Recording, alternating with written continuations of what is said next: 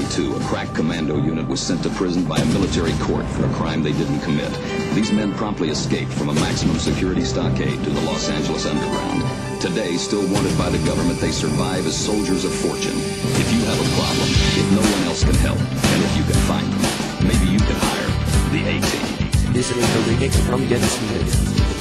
Some people stand in the darkness, afraid to step